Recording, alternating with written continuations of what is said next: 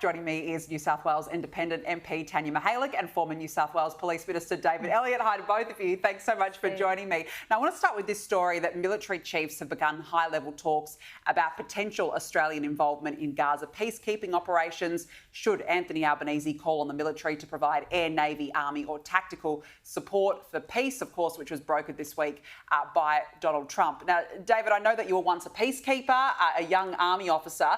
Do you think that we would indeed be called up for support, and what would that look like?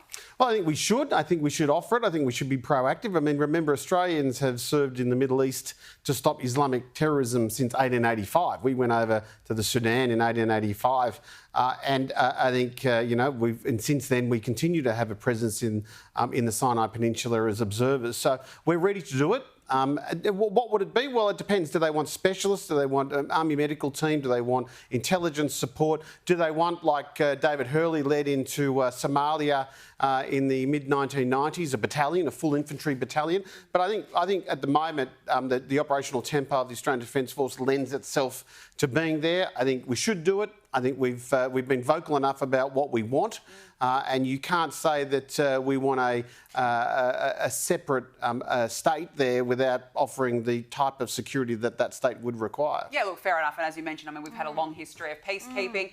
Good move if we're asked, Tanya? Yeah, well, David's suggesting perhaps we offer it. I'm not sure whether we should offer, but certainly if we are asked by the US, I think we should agree to participate.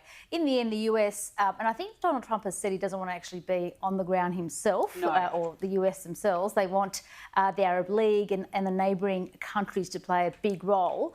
But ultimately, the UK, France, as well as Arab League, will have to actually probably have a UN Security Council resolution to assist them, if not some type of resolution to legally assist. I think it would be very fitting for Australia to assist. We have always been participated, as David has said, in peacemaking and peacekeeping missions, and we're well renowned for our terrific officers that we have and the skills that Australia can offer.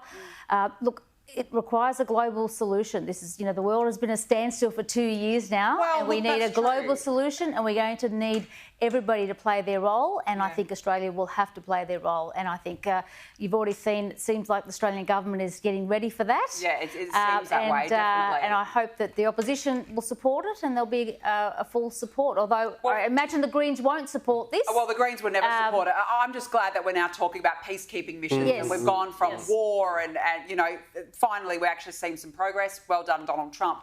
Now, the Home Affairs Minister, Tony Burke, has announced that as many as 700 Gazans could soon call Australia home. I spoke about this earlier in the show, that I think this is an utter insult to everyday law-abiding, peaceful Aussies. David, last year, of course, Labor let in just under 2,000 Gazans with little to no security checks. We've got ISIS brides. There's already a big Australia policy. What on earth is the minister thinking here? Well, that's right, all while he'll tell the South African whites that they're not welcome. And so, I mean, I think this is very dangerous, and it is unnecessary, because if we're going to send peacekeepers into the Middle East, and this is another argument why Australia would send peacekeepers into the Middle East, is because we want to make sure that there is a safe environment for the Gaza, for the Palestinian refugees to go home, and that's what we did with the Bosnians. That's what we did after the Balkans disputes in the late 1990s, and I think it's only appropriate. I mean, I don't understand. God forbid the day occurs where there was trouble like that in Australia and I didn't come home to help fix it. And so I think that these Palestinians need to work out that they're given the opportunity to have a peaceful existence. The international community is now going to provide them the military protection. It is safe to go home. It is time for you to return and build that nation that you wanted so desperately. I completely agree here. I just the strategy that Labor, what are they doing, seriously? Well, I think Labor's strategy is very simple. They want to win the next election, and they can see this as a vote winner for themselves. Tony Burke's seat, there are a lot of people there very sympathetic to Palestine and to the cause there.